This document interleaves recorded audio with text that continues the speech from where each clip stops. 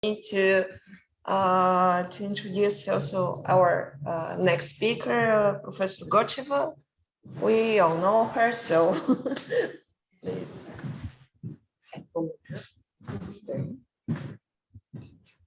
Dear colleagues, now I'm going to speak in English because our colleague Martin Smith, who is a doctoral student in the Faculty of Philosophy, has to have company. Martin, thank you very much. Apologies for our little delay of 40 minutes, but this delay is due to the fact that we had a very interesting discussion before the lunch break, and this discussion was provoked by the way in which Lucretius and Ovidius translated and transmitted basic Greek concepts of the Hellenistic philosophy into the Roman philosophy and literature. And many questions which you mentioned, many concepts which you mentioned in your talk were discussed in Bulgarian, and we came next to no definite answers, because really the Hellenistic philosophy and its transmission into Latin is still a huge problem, a problem which soon will not be resolved, because we have at our disposal only fragments, very often not exact quotations, but retellings and comments, and not enough reliable sources. And I have to share with all of you that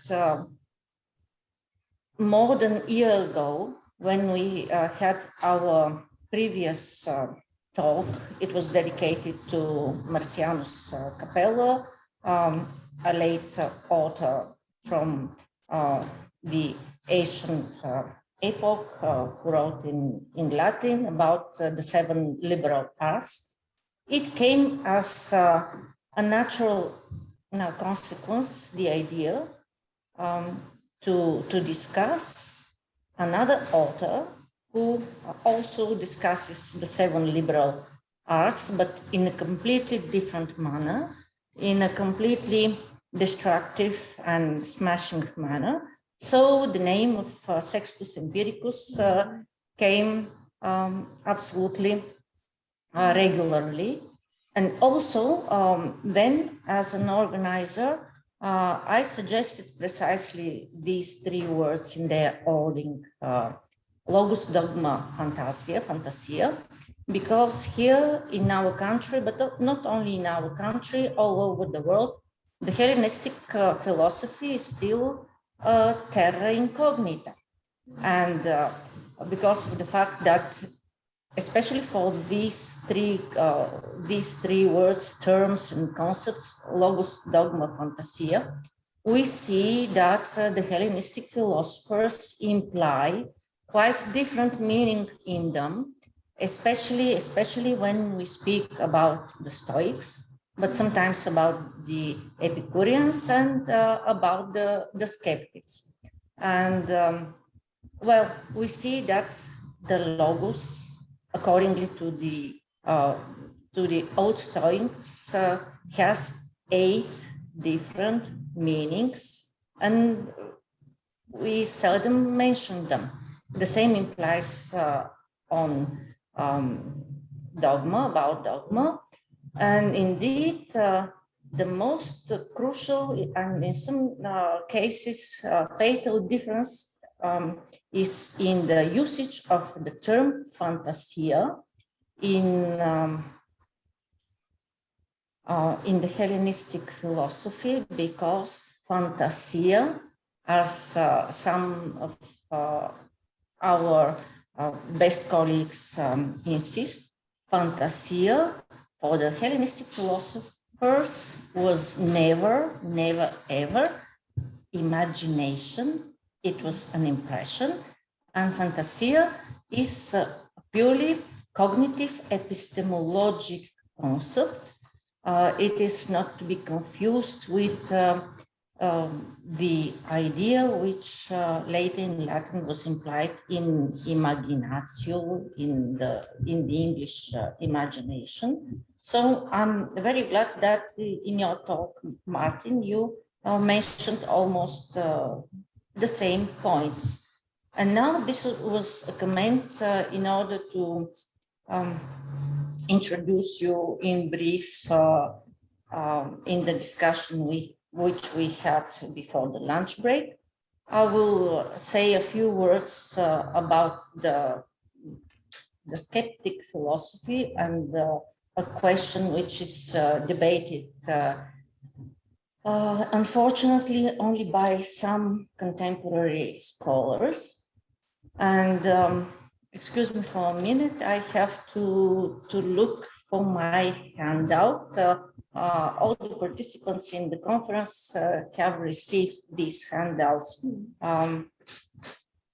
2 hours ago. So excuse me for a moment.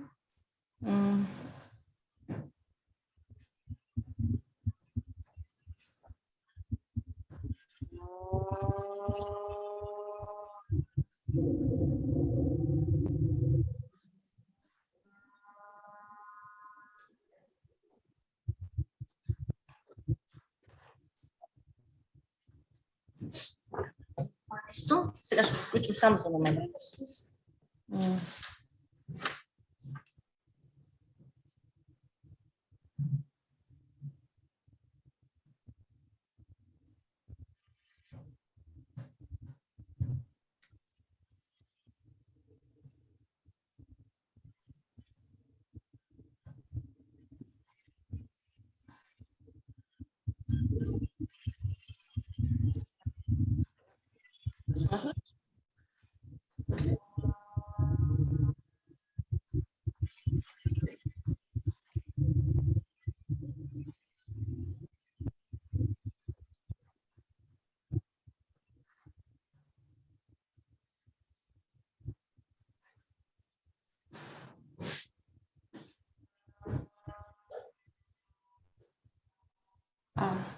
So colleagues, do you see the screen?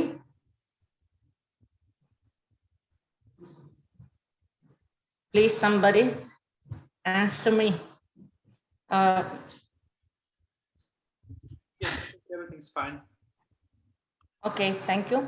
I have sent to you 2 handouts. The one of them is the handout of my best friend and colleague, Dimka Gocheva, who uses it for his teaching of the discipline, the Greek language literature in the Roman Empire. And the next handout you see is quite huge. There are some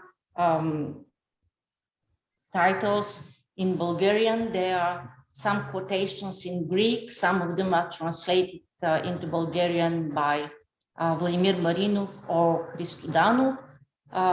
There are some quotations translated in English. And now I want to make several points in order to occupy too much time. First of all, the Hellenistic philosophy all over the world is still neglected. It is very badly commented, mainly because of the lack of reliable sources, and it is not enough debated. In our country, we have only a translation of Diogenes Laertius, and not complete, but we have writings on the problems of the whole Hellenistic philosophy by the professor to whom I owe almost everything I have succeeded, and this is Professor Radi Radev. I have mentioned here on the first and then on the second page of the handout his editions and collections of fragments, and also his books. And I used this opportunity strongly to recommend to everyone his Philosophia Hellenisma, the philosophy of Hellenism, and many of the questions which we discussed before the lunch break are marvelously exposed by him in this book. It is unfortunately very seldom quoted book, but it is very useful because in this book, Professor Rade clarifies excellently, for example, on 50 pages, what is the meaning of the Stoic concept cataleptike phantasia and how much it differs from many other epistemological and cognitive concepts, both in Aristotle and later in the Stoics. And there are very important distinctions and clarifications in this book. And now, finally, I'm reaching the exact topic of my talk, the idea of the importance of skepticism, and especially of Sextus Empiricus as the peak of the late Hellenistic philosophy, as the absolute champion of the late Asian philosophy. And by this talk, I intended to attract some attention to his importance, because very few fragments from him are still translated. And in my talk, I wanted to stress also the meaning of dogma according to the late skeptic authors, especially in Sextus. And that's why the subtitle of the talk is Kai legei dogma pragmati adelu synkatatesin. What is dogma according to the Stoics? This is the consent or the assent, or more freely translated, the stupidity to share with someone else his impressions about uncertain, about not obvious matters. And dogma indeed has other meanings, as also logos, as phantasia. The skeptic philosophy has very long and interesting history. It started with Timon and Pyrrhon, and after that, in the Academy of Arcesilaus and Carneades, according to Professor Rade, it became a negative dogmatism or dogmatizing skepticism. But this idea that some of the skeptics became in fact negative dogmatics is shared also by Michael Frede and Miles Bernier. And now I briefly will refer to two of their famous articles. On the handout, you see them. The article by Professor Michael Frede is The Skeptics to Kind of Assent. The article of Professor Miles Bernier is The Skeptic in His Place and Time. And both of these articles are published in the same volume.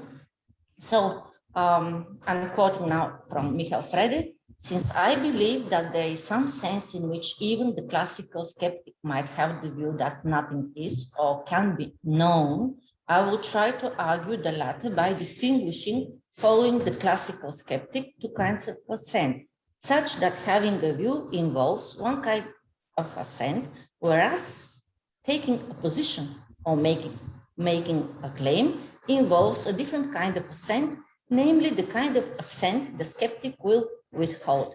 And Michael Frede, in this fundamental article, exposes the differentiation which Sextus makes between eudokai and synkatatitestai.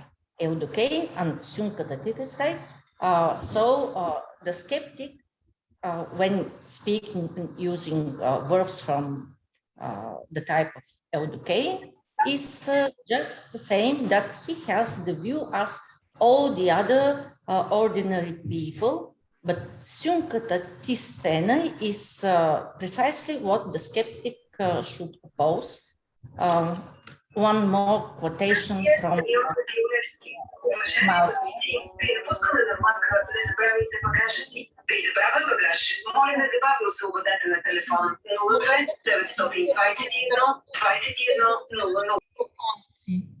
Повтарям, моля пътуващия в метрото колега да изключи микрофона си. Моля? Вероятно Камелия, да. And so one quotation from Miles Burnett, that each element tends by virtue of its intrinsic nature to its own proper place in the universe is a central tenet to Aristotle's cosmology and a large part of what he means to be arguing for when he opens his own discussion of place in physics.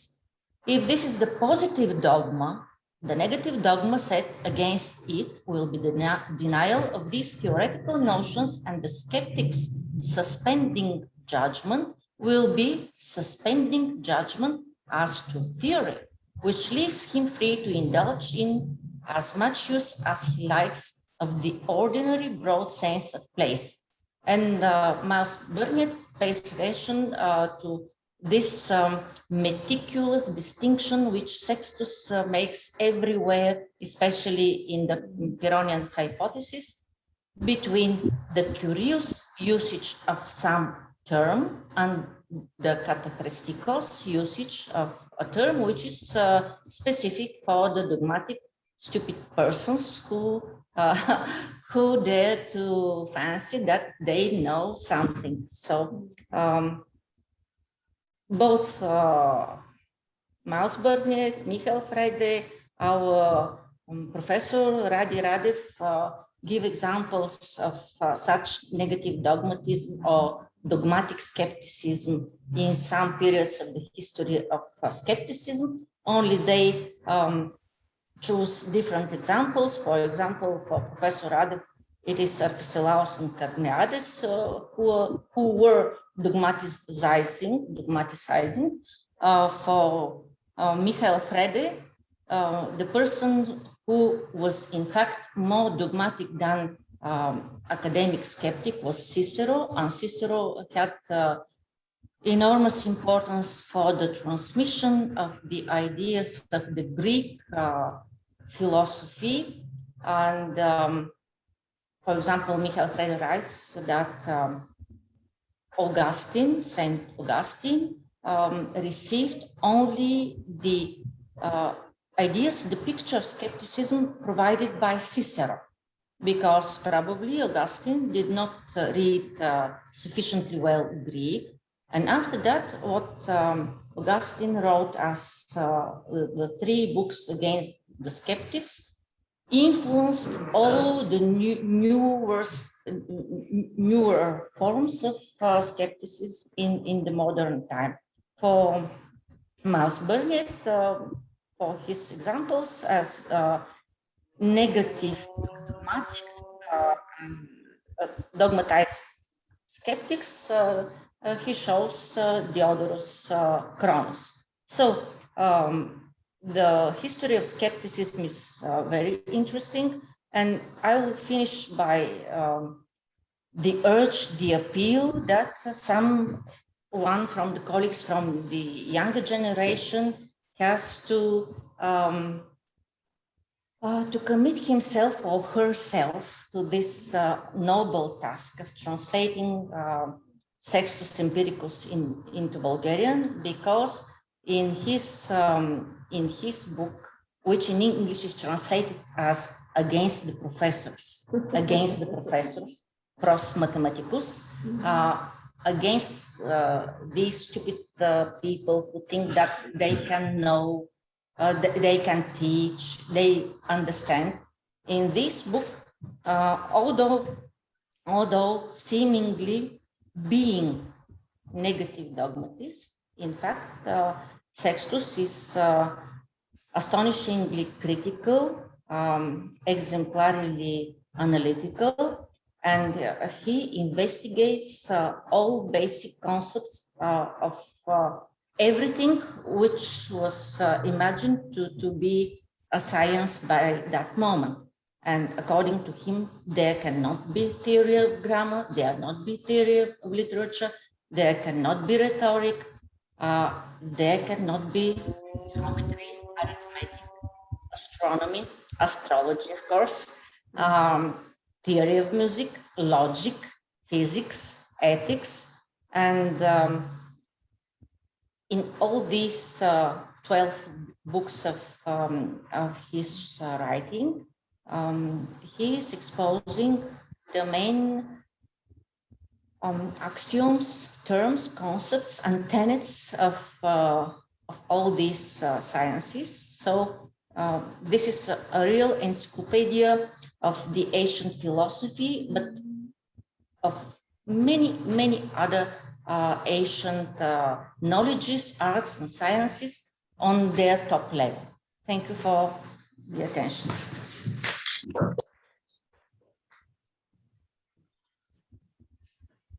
Thank you, Dimka Gocheva, for this quite interesting and quite provoking talk.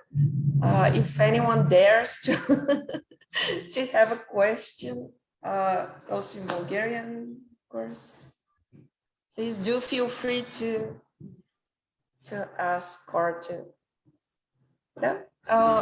Bogdana, please do. English or Bulgarian? Okay.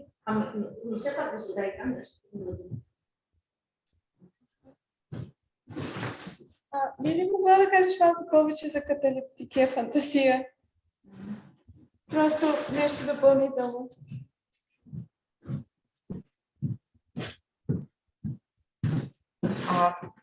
Bogdana is asking me to say something more about cataleptica fantasia, but I will be merciless and I will answer no, because you are reading Bulgarian. You have to read very carefully from the first to the last page the book of Professor Ради Радев, Философията на Еленизма. And I would like also to mention that a colleague, Dr. Радосвета Кубанчева, who is sitting here, mentioned after the talk of Martin that she congratulates him because if it were his first talk as a doctoral student writing a thesis on the Stoic philosophy, it was pretty good.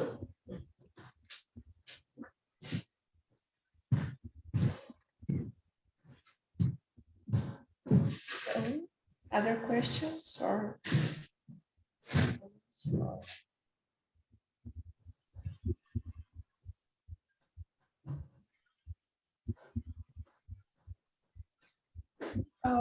Why gotcha?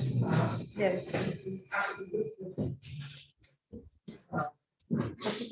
Да. Няма да кажа нищо специализирано, нито ново, но понеже и също се заглеждам в книгата на Sextus Empiricus напоследък и попадам на места, които ме вълнуват, защото още класиците, като се започна от Протагорово време, през Платон и Аристотел, са разисквали въпроса за това как може да се отричат очевидни неща. Как може дори да се дискутират очевидни неща. Например, Аристотел, размишлявайки за това, че някой казва, че нещо може да бъде, а в същото време и да не бъде, и отнасят възможността за това противоречие до всичко. Той казва, но защо тогава става и отива, примерно, еди къде си, но той да се хвърли в кладенеца, а отива на съвсем друго място. Защо яде хляб, ако това може и да не е хляб? Съгласен с тази философия. Той, разбира се, критикува размислите на Протагор. И това са съвършено сериозни неща, които са поставени, разбира се, в фундаментално съчение на Аристотел, когато той казва, че философията започва с това, че ние трябва все пак нещо да твърдим, а не нищо, както изглежда, че правят онези, които казват, че едно и също нещо може и да бъде, и да не бъде едновременно. Така че ако някой не погледне към секс, той би си помислил, че секс това е един нов Протагор, така както не го представя Аристотел, а също така изглежда и Платон, но това не е така, защото секс казва ние всъщност в практическо отношение не се различаваме по никакъв начин от другите хора. Ние приемаме това, което другите хора приемат за вярно и това ни помага да действаме и по нищо не се отличаваме от тях. Но казва, той това засяга само практиката. Тоест ние в практиката приемаме това, което е благовидно, да се каже, което е благоразумно.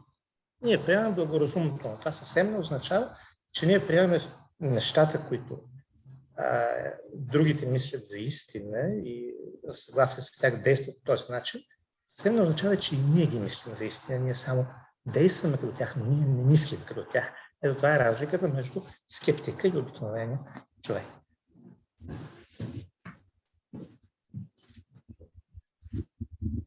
So what Nikolai mentioned was a good example of the so-called analytical skepticism. And here at the end of my handout, I have provided other quotations in Greek with translations, some without translations, but at the very end of the handout, there is something with which I wanted to finish. This is an excerpt from this part of the Pyrrhonian hypothesis, in which Sextus says that there is only one decent human, almost intellectual activity, which is of course combined with practice and experience. That's why his eponymous is Empiricus, and this is medicine. Medicine, and in these lines, it is mentioned, Hoti hobius koinos, we all are sharing the same life. We are not living in a separate individual world of ours. Hokai ho skeptikos chretai, tetrameresistin, domentiechun, and so on.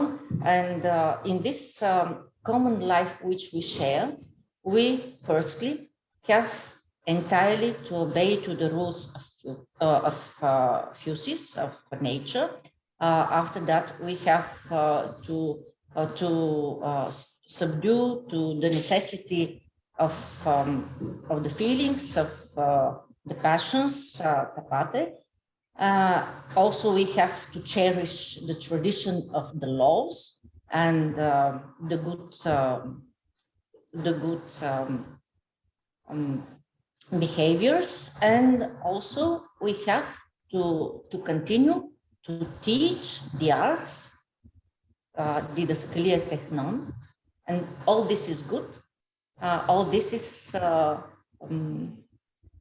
deserving our lifespan. Thank you. Thank you very much. Any other questions?